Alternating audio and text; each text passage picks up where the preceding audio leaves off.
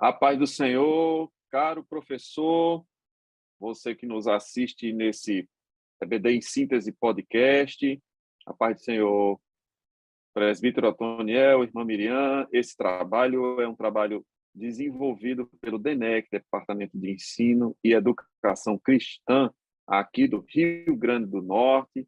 Esse trabalho que está sobre a responsabilidade do nosso pastor Reinaldo Odilo e também todos nós sob a responsabilidade do nosso pastor presidente, pastor Martim Alves da Silva.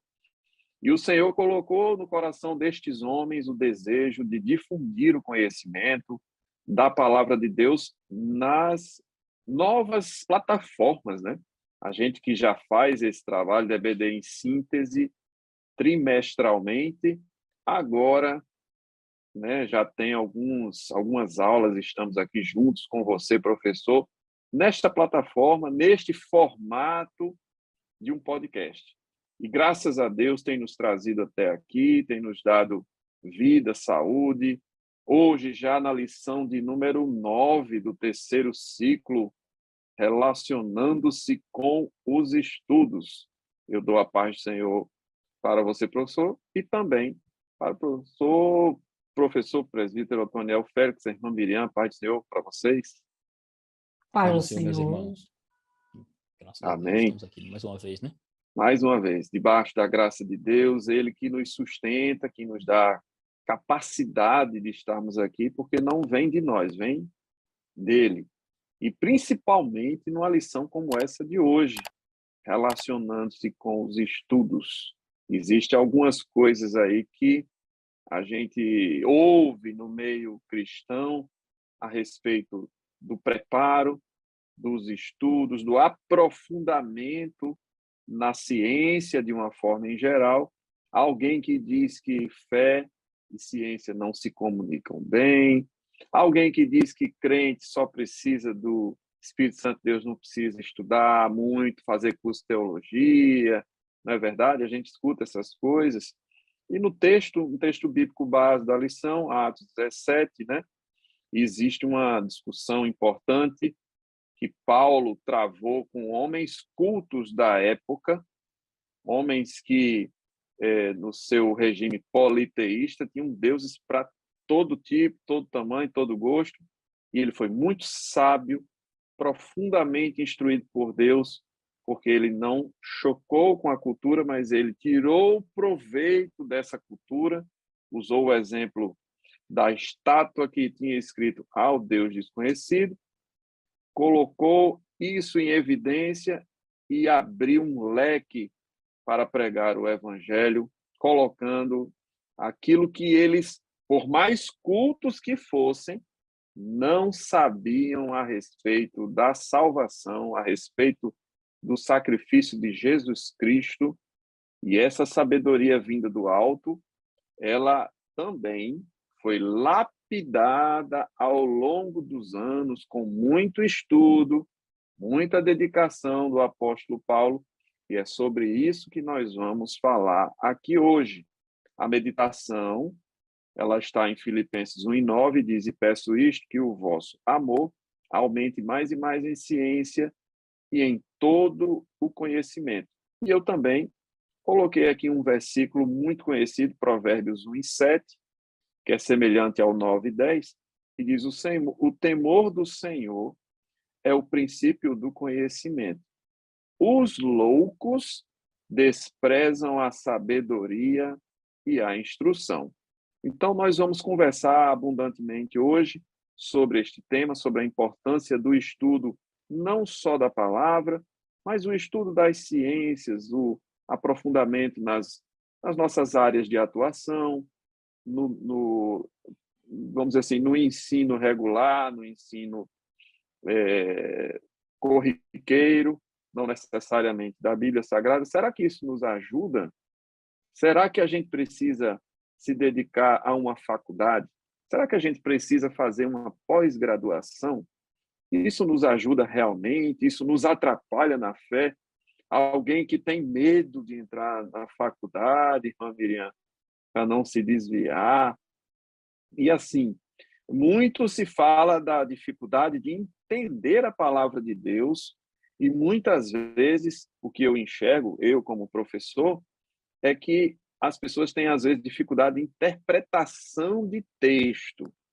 E isso vai um pouco além, porque às vezes é uma deficiência no ensino do dia a dia, no ensino da escola, a dificuldade de interpretar um texto, não somente da Bíblia Sagrada, mas em outros livros e outros materiais didáticos. O que é que a senhora poderia nos dizer a respeito disso, irmã Miriam? Querido professor e professora, a paz do Senhor. E eu tenho uma pergunta para fazer. Vocês estão animados para falar sobre esse tema?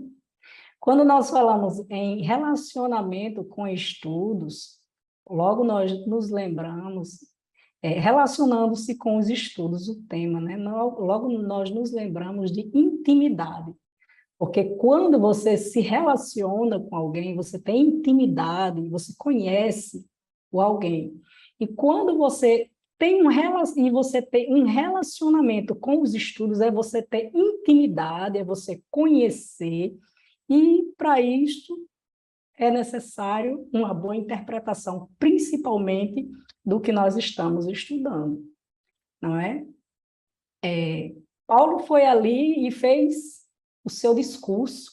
Ele tinha um conhecimento, mas as pessoas não tinham conhecimento. Então, a dica de hoje que eu trago para vocês é um convite a relacionar-se com o texto, com a revista, com o tema qual vocês vão estudar. Como nós vamos ter esse relacionamento, essa intimidade? Vamos pegar o texto base. O texto base que está escrito aonde, irmão Raniel? Atos 17, 18, 27, 18 a 27, e depois pula para 32 e 33. Atos 17. Certo. Vocês estudaram o texto, não é isso? Irmão Raniel estudou o texto, o presbítero Otoniel estudou o texto, mas eu não estudei o texto. Então, para mim é desconhecido, eu não tenho nenhuma intimidade, nenhum relacionamento com esse texto. Como fazer, por onde começar, para ter uma melhor compreensão desse texto? Eu vou passar aqui 7 passos, você pega sua caneta, o seu papel, e vá anotando alguns passos para você segui-los e ter uma melhor compreensão textual, certo? Primeiro, leia todo o texto pausadamente. Já que eu não conheço o texto, o que eu vou fazer? Vou ler o texto, estou tomando o texto base, certo? Ler pausadamente, porque o primeiro contato com o texto, ele é muito importante. É nesse momento que você vai saber qual o assunto a qual está sendo tratado naquele texto. Por isso é importante você ter o primeiro contato e ler pausadamente, certo? Leia devagar. Segundo, releia o texto. Nossa, irmã Miriam, eu já li o texto, agora eu vou reler o texto. Cada vez que você faz isso, você vai se familiarizando. É o segundo passo. Releia o texto, marque palavras que você não sabe o significado, e nesse texto tem bastante palavras, eu acho, porque eu não li o texto, eu não conheço o texto. Então, eu olhei aqui logo no início, tem bastante palavras desconhecidas. Eu vou separar aquelas palavras, reler o texto e separar aquelas palavras. 3. Veja o significado daquelas palavras que você separou, que você não sabia o significado, veja o significado dela no dicionário, há alguns sinônimos, e anote um local. O quarto passo, separe os parágrafos, certo? Separe os parágrafos e faça um resumo daqueles parágrafos. Irmã Miriam, mas aqui não tem parágrafo, é versículos. Você pode resumir os versículos. Eu acho que só existe um versículo na Bíblia que não dá para resumir. Vocês sabem qual é, né? O único versículo na Bíblia que não dá para resumir. Jesus chorou. Pois é. Quinto passo, elabore uma pergunta para cada parágrafo e responda. Vocês sabem que quando vocês fazem perguntas, o próprio texto responde, não é isso?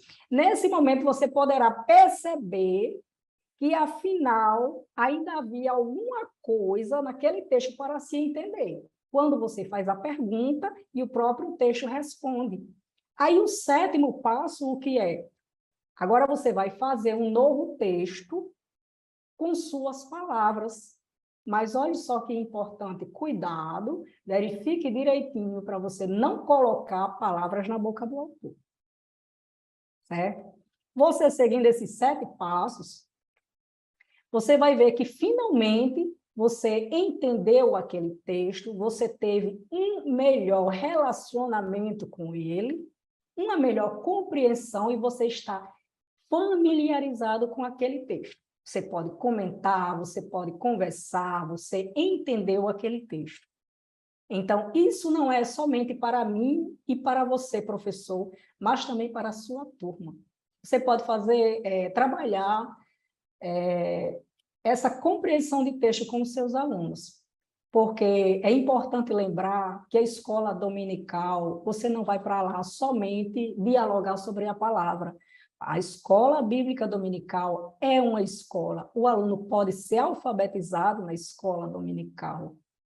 Não é verdade? A origem, né, da escola dominical tinha a ver Isso com mesmo. a promoção do conhecimento secular e também do conhecimento bíblico para crianças. Foi a origem da escola bíblica dominical. O aluno pode aprender a interpretar textos na escola bíblica dominical, e é essencial, é de extrema importância que o aluno ele aprenda a interpretar os textos. Então, é somente alguns passos básicos, mas vai esclarecer bastante a compreensão textual do seu aluno, da leitura. Perfeitamente, Miriam. Eu até acrescentaria algo, se a senhora me permite. E eu gosto de aprender, vamos lá. Eu vou Alguém, anotar aqui o 8º passo, não é? eu diria que pode ser até, junto com o primeiro passo, algumas pessoas relatam que conseguem absorver melhor o texto quando leem em voz alta, porque Sim, estimulam, né? Estimulam o ouvido, ajudam na memorização. É um essa hábito que questão de algumas pessoas falam, né? ler em voz alta era um método de ensino dos judeus, né? A questão da repetição, o método de ensino, era dessa forma que eles educavam, com repetição de palavras, liam e repetiam. E em voz alta, não em silêncio, mas a leitura realizada em voz alta era o método de ensino, para ler e repetir. A partir do momento que você lê em voz alta, você ouve você mesmo, a sua voz, isso Perfeito. ajuda a absorver. A sua memorização é ativada por mais canais. Não só a leitura, mas o som da sua voz estimula o seu ouvido e aumenta a possibilidade de memorização, estimulação do cérebro. Acho que acertei, né? Está incluído na metodologia de ensino. Você lembra da pirâmide? O aluno Sim, que lê 10%, o aluno perfeito. que ouve 20%. Agora, ele aprende 30% quando ele lê e ouve. Faz os dois. Se Já, ele lê e já ouvir. dá uma Então, é 30%. exponenciada, né, na Isso absorção. mesmo. Muito bem. Irmã Miriam, nossa lição também importante, né, dentre o cumprimento assim, da absorção do conhecimento, importante também frisar para si próprio os objetivos da lição, né? Deixar marcadinho. Aqui, por exemplo, hoje, o professor mantém em mente não só a compreensão do texto, estimular a compreensão do texto, as técnicas, porque nós somos seres humanos, né, de carne e osso, e precisamos majorar, aumentar a nossa absorção daquilo que a gente está lendo, estudando, né, assim. Então, os objetivos, vamos lá. Nós temos 3 objetivos, o professor tem que sempre ter isso em mente. primeiro deles, entender a importância dos estudos nos tempos bíblicos e também nos nossos dias. E a gente vai ver que a palavra de Deus, ela estimula isso desde sempre. Não é só agora e nem é só antes. É desde sempre, Estudo, né? estudos aí, estudos de forma geral, né, irmão? De Para uma o pessoal que é forma estudo bíblico, geral, né? Para alguém, essa, pessoal que é estudos essa, bíblicos, né? essa questão da alienação não tem fundamento bíblico. Da alienação no sentido de estar focado apenas no conhecimento bíblico e esquecer o resto. Me permitam dizer, tem um amigo que, recém-convertido, ele queria deixar a faculdade, queria parar de estudar, porque ia viver de missão, ia viver da obra, e ali tinha que ter um aconselhamento de um pastor, de uma pessoa mais experiente, dizer assim, rapaz, não faça isso, você precisa do conhecimento secular, né, para ter uma profissão. Claro, como é que você vai chegar numa outra cidade, numa outra cultura, com pouco conhecimento, a sua receptividade também vai ser pouca. Observe o texto base. Quando o apóstolo Paulo chegou falando a respeito de Jesus da ressurreição, os filósofos epicureus e estoicos chamaram ele de paroleiro, conversador. E ele soube contornar isso com sabedoria, né? E não bateu boca com ninguém. Ele argumentou e fez o que os filósofos mais gostavam, da dialética. Ele usou a dialética em favor do evangelho. Então, por que não podemos fazer isso? Por que não estimular o conhecimento, né? E aí, segundo tópico, fala sobre isso, estimular os discipulandos a dedicar-se nos estudos de forma a refletir a glória de Deus no ambiente escolar ou acadêmico. Também é objetivo da lição. E terceiro objetivo, aplicar o testemunho diário à palavra de Deus, tanto nos estudos quanto na sua futura profissão. Observem, eu tenho um alcance de acordo com o meu nível de conhecimento. Quanto mais eu me preparo secularmente, eu também tenho contato com pessoas que precisam ouvir do evangelho. Então, na minha área, que é engenharia civil, na área do presbítero Antoniel, que é a advocacia, minha irmã Miriam, que é da área de pedagogia, nós temos pessoas sedentas do evangelho na área de engenharia, na área do direito, na área da pedagogia. E essas pessoas precisam ouvir. Elas vão ouvir de quem? Daqueles que os cercarem, os rodearem. Então, a importância de estar inserido na sociedade como sal e luz, trazendo a iluminação do evangelho para todas as pessoas. Eu já tive conversas com professores, irmão Antoniel, na faculdade, com colegas de curso, e assim, são pessoas que às vezes até falam do conhecimento, enchem a boca, e quando você fala da Bíblia Sagrada, eles não dão muita importância, mas não é bem assim que a gente vai ver, né? Como um mito, como uma fase, eu vivi essa fase. Não, a gente precisa deixar muito claro a nossa fé, a importância da nossa fé. Eu quero ler um versículo para vocês que eu estava meditando hoje e me tocou profundamente, e tem tudo a ver com essa lição. Observe, Isaías, capítulo 50 e versículo 4. Olha que coisa linda.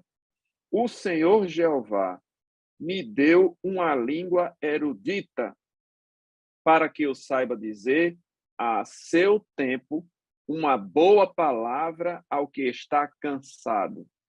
Ele desperta-me todas as manhãs, desperta-me o ouvido, para que ouça como aqueles que aprendem.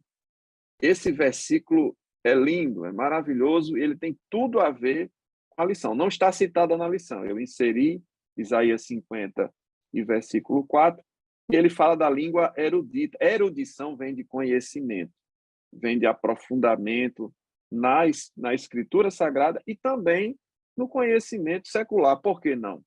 Eu também gostaria de pedir a vocês mais um pouquinho de paciência. Eu queria citar algo muito importante, caro professor, que diz respeito ao evangelho e o conhecimento secular. Saibam vocês que entre as maiores universidades do mundo, a gente pode citar 12 delas que têm em comum a origem cristã na sua fundação. Pastores inspirados por Deus abriram essas universidades com um princípio cristão de estimular o conhecimento, o estudo da palavra e da ciência como coisas complementares e não como coisas separadas. E dentre elas eu vou citar Harvard, que era o sobrenome do pastor, viu, presbítero Otoniel? Era um pastor e o seu sobrenome era Harvard. Então, Harvard, são 47 prêmios Nobel.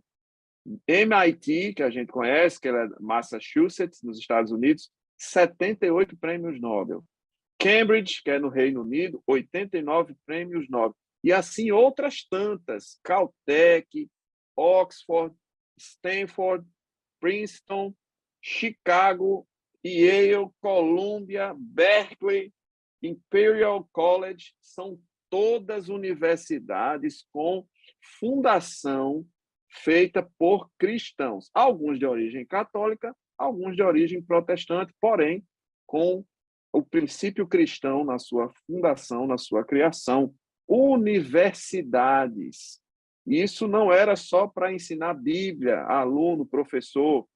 Existe uma íntima ligação entre o conhecimento, entre a sabedoria, né? E o Salomão, ele fez isso tanto que ele diz, olha, eu gastei tudo que eu podia gastar de tempo me dedicando ao ensino. É óbvio que a conclusão dele foi que o muito estudar e a leitura de livros não tem limites, e que isso é enfado da carne e tal. E por isso é importante juntar a palavra de Deus e o conhecimento secular para que isso não se torne um laço, né? Um problema. Pelo contrário, isso é algo que a palavra de Deus estimula, é importante na pregação do Evangelho. E no primeiro tópico da lição, a gente vê o quê? Compreendendo a cultura do mundo. Como é que eu posso pregar para alguém se eu não sei nada da cultura daquela pessoa, daquela localidade, da minha cidade, do meu estado, a origem do meu estado, né? Assim, a dominação holandesa, a dominação portuguesa, o que é que isso interfere no nosso conhecimento, como isso interfere no catolicismo e nas religiões judaico-cristãs no Nordeste, no Brasil. Isso é importante. Eu falei demais já, vou deixar vocês falarem um pouco sobre isso. Não é porque você estava discorrendo sobre a questão dos objetivos, né? Seria também estimular e também estimular os discipulando, o objetivo disso, a dedicar-se aos estudos, de forma a refletir a glória de Deus no ambiente da escola, o acadêmico, e a outra é a aplicação, né? Aplicar o testemunho diário na palavra de Deus, tanto nos estudos como na profissão, ou seja, sempre tem que fazer uma conciliação, né? No sentido de que a nossa vida vai refletir a glória do Senhor, seja no estudo, seja no trabalho, onde estivermos. Vai cumprir aquilo que Jesus certa vez falou, que assim resplandeça a vossa luz diante dos homens. Aí vão ver vossas suas boas obras. Aí ele disse, glorificarão o Pai que está nos céus. Ou seja, é por aí que realmente deve se entender, né? É o sal fora do saleiro. Daí? E a irmã Miriam tem alguma coisa a completar com relação a essa questão aí? Não, vamos falar sobre a cultura. Já falamos sobre os objetivos, vamos falar sobre a questão da cultura que o irmão Raniel estava falando. Como nós podemos pregar se não conhecemos a cultura? É isso. Quando nós abrimos a escritura, nós encontramos a cultura em todas as páginas. Não é isso? Ela é encontrada desde o Jardim do Éden até os Salmos de Davi, dos peixes, os apóstolos, os discípulos, quando pescavam, não é verdade? Comiam, até as roupas que eles usavam. Mas, diante disso, existem várias posturas adotadas pelos cristãos em relação à cultura. Mas, na prática, duas posturas predominam. Eu posso dizer que a primeira delas é a assimilação total da cultura, sem qualquer critério nem juízo de valor por parte dos cristãos, né? Por parte dos cristãos. Por exemplo... Na falta de senso crítico, né, do conhecimento bíblico, Isso. foi Pensa cultura, aí. entre aspas, eu absorvo sem questionar. Isso é um perigo, realmente. Eu absorvo, é um perigo, não é isso? Vamos absorver sem questionar. Por exemplo, uma das primeiras, festas juninas, né? Festas juninas, carnaval, tem pessoas que adotam, mas nós sabemos que nós, como evangélicos, nas festas juninas, aquela cultura é voltada para a idolatria, carnaval, algumas igrejas até organizam aquele momento ali, e alguns dizem, isso aqui eu vou abraçar porque não é pecado. Já em outras situações, tem pessoas que desprezam a cultura como se a cultura fosse totalmente má. Não é verdade? Mas a cultura, ela veio desde Adão e Deus não fez uma cultura má, mas as pessoas, às vezes, generalizam e visualizam a partir do momento, por falta do conhecimento, trazendo aquilo para a sua vida como uma cultura má e querem praticamente se distanciar.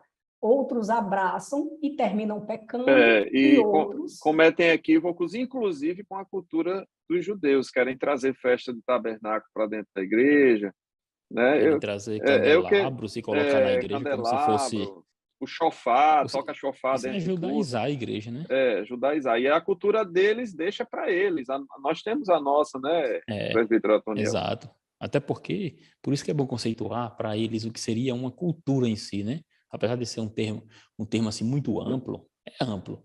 Mas, resumidamente, a gente resumiria como um conjunto de tradições, é assim? Conjunto de tradições, são manifestações sociais, humanas, de um povo. Ou seja, cada povo tem sua forma de viver, tem sua forma de ver as coisas. Que é tão apreciada está dentro desse universo da cultura, né? Comida, vestimentas, linguajar, comportamento, festas, né? Tudo isso está inserido no âmbito da cultura.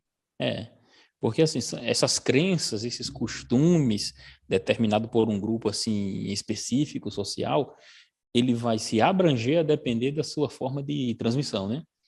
De pai para filho, ou seja, vai se enraizando na sociedade. De uma forma geral é isso. Então, o que às vezes nós temos diante de um povo, uma forma de ver a vida ou de se vestir, não significa dizer que para nós seria uma obrigatoriedade, faz parte da cultura deles. Você vê o pessoal do Oriente Médio como ainda se vestem como se tivéssemos ainda lá no século, no início ainda das escrituras na época de Abraão, aquelas roupas vestes muito longas, ou seja, faz parte de sua cultura. Então, a gente não pode trazer, como você falou aí, os elementos do culto judaico, que tinham uma especificação, era algo específico para o povo judeu, era algo específico para a própria explicação das questões, vamos assim, dizer assim, teológicas judaicas, e como foi cumprida em Cristo, toda aquela questão, nós não podemos trazer aí para a igreja certos elementos, como nós falamos agora sobre candelabro, as pessoas botam candelabro, criam uma arca da aliança, e ali dizem que é a arca da aliança, e a gente cria isso não faz parte da nossa cultura. Ou, no caso, viu, presbítero Otoniel, pegam uma festa junina e trazem para dentro da igreja, ainda dizem que é a festa da colheita, ou seja, é um sincretismo religioso, uma mistura que, na raiz, ela fere a palavra. E o que é que a gente tem que ter em mente? Se a cultura do meu povo, da minha região, fere a palavra, é uma cultura que eu preciso abandonar. Mas se ela não fere a palavra, eu não tenho por que querer abandonar. É como uma comida muito gostosa e alguém diz, não pode porque essa comida é disso, será? Então, vamos estudar a fundo, ter cuidado para não exagerar, né? Nem para um lado, como disse a irmã Miriam, nem para uma extremidade, nem para outra extremidade. E o nosso balizador é o quê? A palavra de Deus, na verdade? Se você observa o apóstolo Paulo, na leitura bíblica em classe, ele vai estar diante de uma sociedade grega, né? Ou conhecida como helenística. Isso. Ou seja, ele vai estar diante desse povo, ele vai ao lugar chamado de Areópago, né? O que seria um Areópago? Um Areópago era um lugar muito amplo, ficava ali perto ali do noroeste ali da cidade de Acrópolis, né? Tudo na Grécia, ali em Atenas. Então, ele ia para esse lugar, e esse lugar era um lugar onde as pessoas debatiam as coisas. Era como se, lá também se julgava pessoas, entendeu? Ou seja, agora é óbvio, era um local onde havia uma distribuição do saber, vamos dizer, eles discutiam Também conhecido como assuntos. tribunal, não é isso? Isso, tribunal, porque lá tinha esses questionamentos, essa divisão, esse, como você falou no início, tinha a questão da dialética era exposta. O povo grego, eles tinham muito isso em comum. Por isso que as escrituras vai dizer que Paulo se depara com estoicos e epicureus, né? Epicureus e estoicos pararam Paulo e eles passaram a interpelar o apóstolo Paulo, chamando, como você disse, de tagarela, falador, Eu fico pregador. pensando, presbítero Otoniel, que os estoicos e os epicureus tinham pontos de vista muito distintos, mas é como se eles tivessem se unido para ir contra Paulo. Como eles estavam discutindo, porque assim, o que propagava assim, de uma forma geral o epicurismo, né, que vem de Epicuro, e o estoicismo, né? Nós sabemos que eram duas escolas que haviam na questão ali relacionada à própria filosofia entre os gregos, eram duas escolas que haviam, e de uma forma geral, era uma busca pelo prazer, né? Eles tinham a ideia da busca pelo prazer. Principalmente os epicureus ali, eles na sua filosofia, eles apregoavam e traziam ali em seu bojo, vamos dizer assim, de ensinamento, de que o máximo possível da satisfação do ser humano e de qualquer outra forma de sofrimento deveria ser excluída, ou seja, eram materialistas, de fato, era o viver aqui e agora, como eles diziam. Uma das formas gerais de se propagação do epicurismo era isso. Justamente vem agora quem? Era os estoicos, né?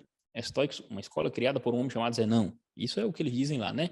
Então, os estoicos também tinham essa ideia de ir em busca de uma razão universal para as coisas.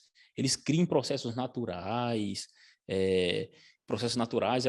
que eram regidos ali pela própria natureza, e o destino das pessoas deveria ser aceito. Eram como se fossem assim as pessoas muito, como nós chamamos de determinista, entendeu? Ou seja, a semelhança dos estoicos era aprisionada ao próprio chamado fatalismo, entendeu? Fatalismo. Se nós trouxermos hoje para o mundo geral, o que é o fatalismo? Aconteceu alguma coisa, então foi Deus que quis que assim acontecesse. E às vezes não é bem assim. O ser humano é culpado também pelos erros, né? Então Paulo estava diante nesse público, certo? Nesse público, e ele, Lembrando, interessante... irmão presbítero Otoniel, que ele estava diante desse público e era um público de pessoas que estudavam muito, porque eles não estavam ali, eles não se reuniam em vão. É tanto que eles queriam saber, eles gostavam de conhecer quem era esse Deus desconhecido. Exato. Então, é muito importante essa questão de perguntas. Bom, que eu estava falando sobre... eu acho interessante, Família, é o seguinte, eles primeiro desprezaram a Paulo, porque não o conheciam, não sabiam o nível de conhecimento que ele tinha. Então, eu fico me perguntando, se eu, ou o presbítero Otoniel, a senhora, chegar na universidade, chegar num nível de discussão que exige conhecimento, e a gente não tiver conhecimento, a gente fica de fora dessa discussão. E o evangelho perde com isso. Então, a gente perde a oportunidade de pregar o evangelho por falta de conhecimento, por falta de traquejo social, por falta de um mínimo de conhecimento da história e da cultura daquelas pessoas para eu me inserir como evangelista no meio desse povo. Isso é importante. Lembrando que o senhor estava falando ainda há pouco, se você não conhece aquela cultura, como você pode levar a palavra para aquelas pessoas? Isso conta para nós aqui também no nosso estado. Você vai pregar o evangelho aí no interiorzão, aí, no sertanejo, né? Que tem várias crendices em relação a essa questão da chuva. Disso tem a ver com determinismo, tem a ver com fatalismo, só que ele nem sabe, ele não sabe esses nomes aí, né? Mas ele acredita de forma parecida. Tem até uma curiosidade que o Nero, lá de Roma, ele era muito aconselhado por Sêneca, que é um dos estoicos mais famosos, né? Então, ele tinha essa influência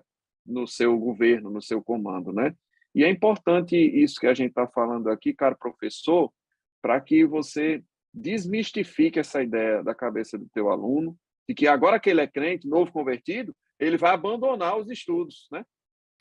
Inclusive, o apóstolo Paulo, irmãos, quando ele está tratando sobre esses assuntos, utilizando a cultura e a ideia do que um povo entende, ele se utiliza pelo menos em 2 momentos específicos, além desse no Areópago, que ele vai se utilizar do tal Deus desconhecido, que nós não vamos adentrar aqui nos pormenores, mas ele se utiliza dessa linguagem para apresentar Jesus. Se era um Deus desconhecido, logicamente que não era o nosso Deus, mas Paulo se utiliza daquela forma para mostrar o nosso Deus.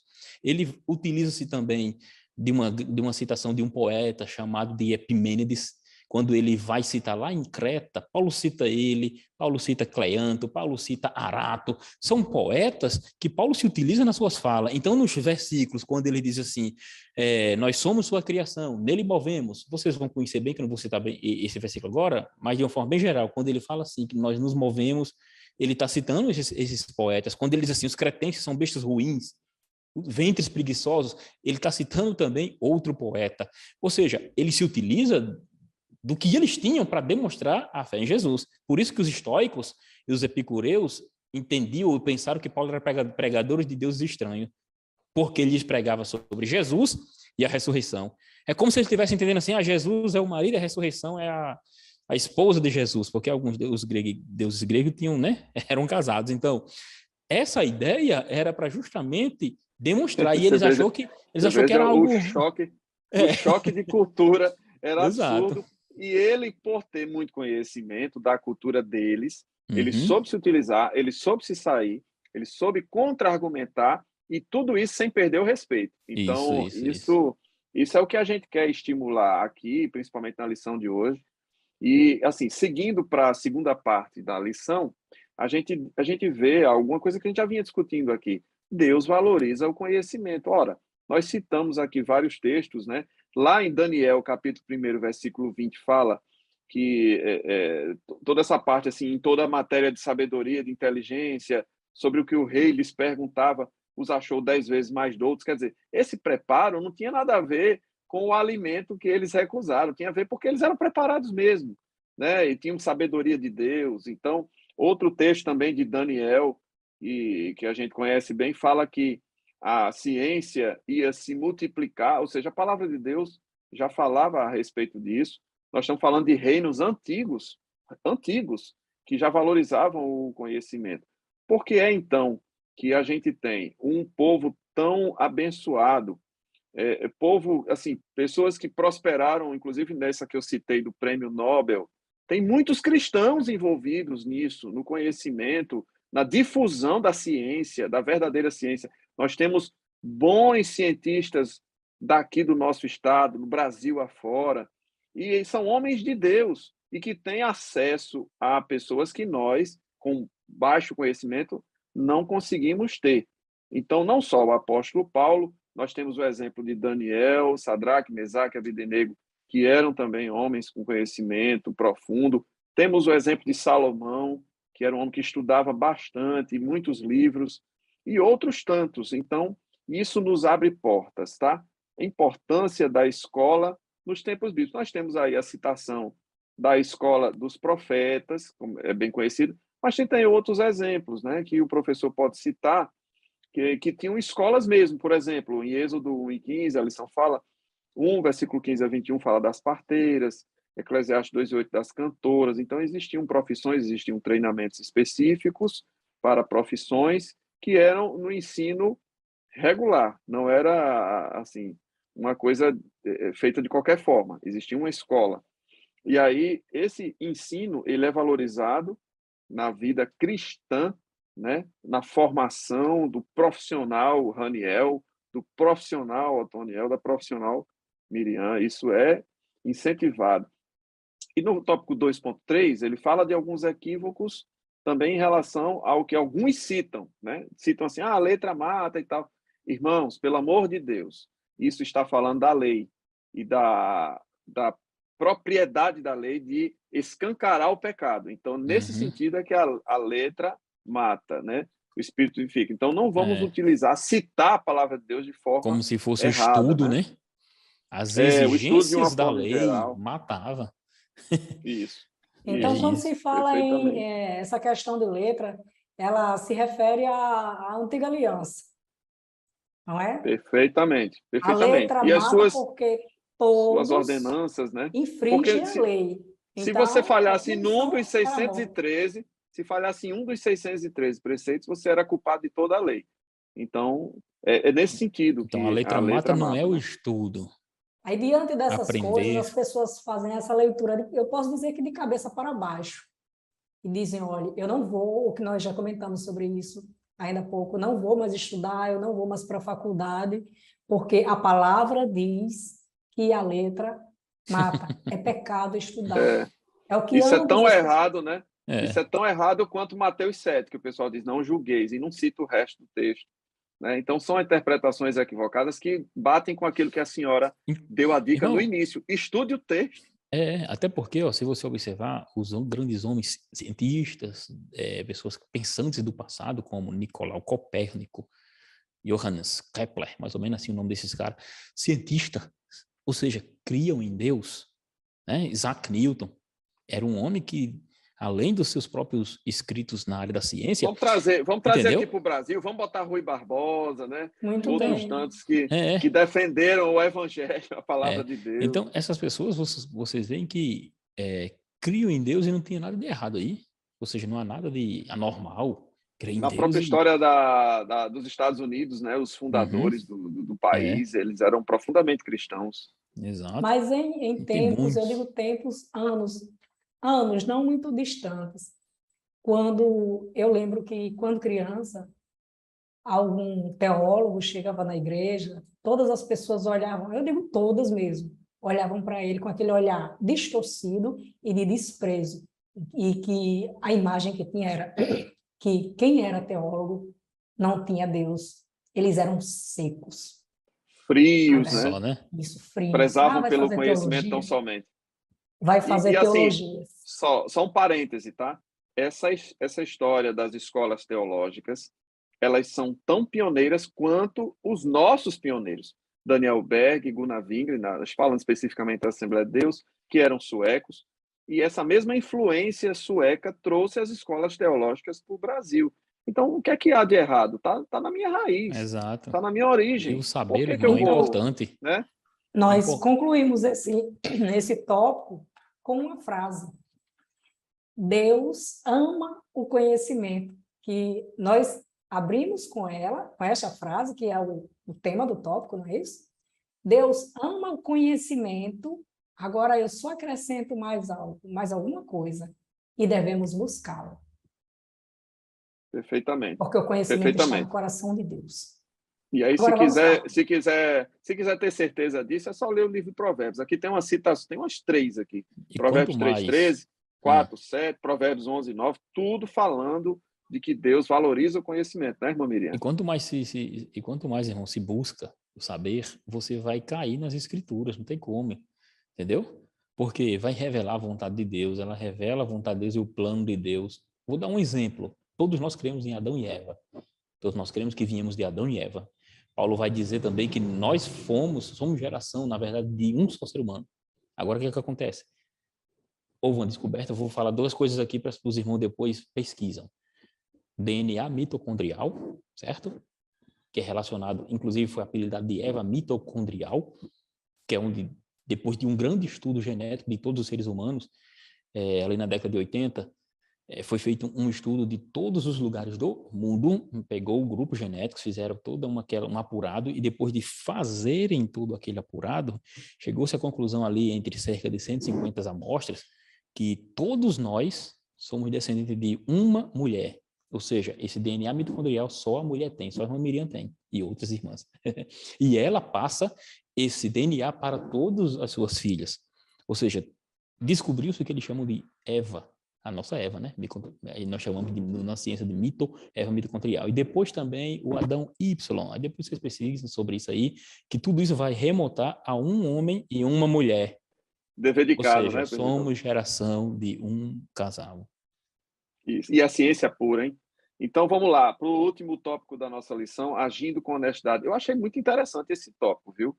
Honestidade intelectual. O que é honestidade intelectual? Pois bem, nós falamos de que o Senhor valoriza o conhecimento e dentro das universidades, dentro do colégio, da faculdade, nós vamos ser testados pela nossa honestidade. E quando eu falo de honestidade intelectual, né, quando a lição fala isso, está falando das práticas a partir dos quais a gente faz os nossos trabalhos, a gente faz as nossas citações acadêmicas, a gente faz as provas, né? E a lição puxou esse fiozinho de lã, e eu achei muito interessante, e eu quero citar Filipenses 4:8, que diz: quanto ao mais, irmãos, tudo que é verdadeiro, tudo que é honesto, tudo que é justo, tudo que é puro, tudo que é amável, tudo que é de boa fama, se há alguma virtude e se há algum louvor, dispensar. Ora, se você entra na universidade com Filipenses 4:8, você não vai colar na prova, você não vai citar um trabalho como se fosse seu, sendo que você pegou da internet, né? Isso, infelizmente, acontece bastante. Você não vai se apropriar, e no meio Se acadêmico chama acontece isso. mentira silenciosa, aquela Até a qual você porque, não até fala, porque o professor Se mas que vai, ninguém você está... perceber, olha, deixa eu me até falar um porque o caso. professor quando vai pegar aquilo, vai saber que você não criou aquilo, né? Deixa eu citar um caso curioso. O meu sogro, o pastor Paulo Ney Silva Bulhões, saudosa memória, ele, professor da Universidade Federal, recebeu um trabalho de um aluno e disse: olha, isso aqui está muito bem feito, muito perfeito, olha, maravilhoso, só tem um problema, o autor sou eu. O Veja bem, aluno veja levou o bem, trabalho para ele todas e as o autor semanas, era ele. todas as Rapaz, semanas, nós é chame, hein? disponibilizamos aqui dicas pedagógicas que podem lhe ajudar. Mas nós recebemos uma orientação, olha, se você é o autor da dica, ponha seu nome. Mas, se você não é, coloque aqui o endereço, A citação. a citação, o endereço, para que a pessoa possa ver que nós não estamos plagiando e nem sendo desonestos, não é verdade? Não estamos mentindo de forma silenciosa, porque a desonestidade, é honestidade intelectual, desonestidade, né? Posso dizer, intelectual, é uma mentira silenciosa. E E deixe que me falar também, viu, irmã nós que Miriam? somos crentes, não podemos de jeito nenhum praticar esse tipo de... E deixe-me fazer também uma colocação para encerrar a minha participação, que é o seguinte: em 1 Timóteo 6 e versículo 20, fala da falsa ciência, né? Da falsamente chamada ciência. Queridos, abram o olho.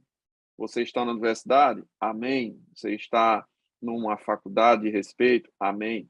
Mas existe a falsa ciência. Então, muito cuidado quando alguém vier refutar o evangelho, falar mal da Bíblia Sagrada, usar dados de pesquisas.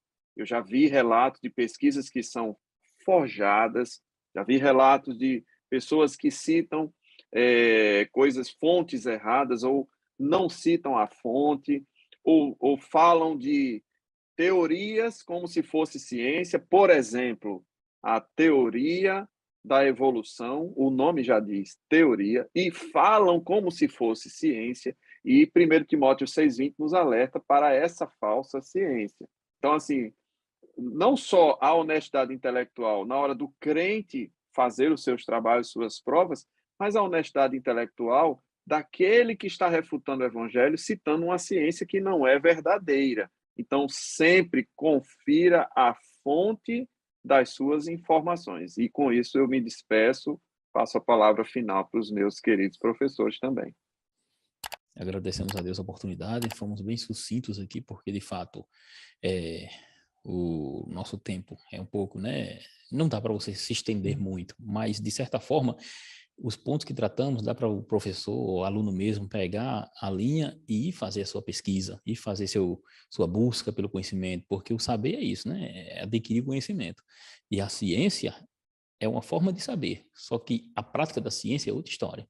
Então, a ciência em si, então, e de uma forma conclusiva, eu quero dizer que nós cremos em um único Deus, Salvador, que criou todas as coisas, e que o saber, o conhecimento, vai levar à crença no Deus vivo.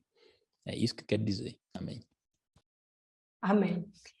Que Deus abençoe o seu ministério. Vou concluir me despedindo de você e fazendo um convite. Que Deus abençoe a sua família, sua vida, o seu ministério e que você esteja conosco na próxima lição, a lição de número 11, que tem como tema relacionando-se com sua igreja local. Estamos falando de relacionamento, não é? Intimidade, conhecimento. Esteja novamente conosco na próxima lição, compartilhe, pode curtir e deixe também o seu comentário. E fique na paz do Senhor. Amém. Eu quero só deixar uma cerejinha nesse bolo que foi a aula de hoje, falando sobre o método científico que é tão usado na ciência, e o pessoal diz que foi René Descartes, viu, presbítero Otoniel? Mas a raiz do pensamento científico e da experimentação do empirismo foi, na verdade, Roger Bacon, um dos primeiros acadêmicos de Oxford, cristão, e que estimulou o empirismo, o experimento como base científica, que o pessoal tanto fala, se não pode ser experimentado, então não pode ser testado, então não pode ser comprovado. E um cristão estava lá propondo, tão confiante ele estava de que a ciência e a religião não brigavam entre si, que ele propôs o método científico. Então, com isso, eu quero dizer, caro professor, não tenha medo de pregar a palavra de Deus, porque ela, sim, é a verdadeira ciência, é o conhecimento do Altíssimo, é a profundidade da sabedoria de Deus, escrita e disponibilizada para todos nós. Com isso, eu digo, Deus abençoe a sua aula, Deus abençoe o senhor presbítero Otoniel, Deus abençoe a senhora, minha irmã Miriam. Fiquem com Deus e uma excelente aula em nome de Jesus.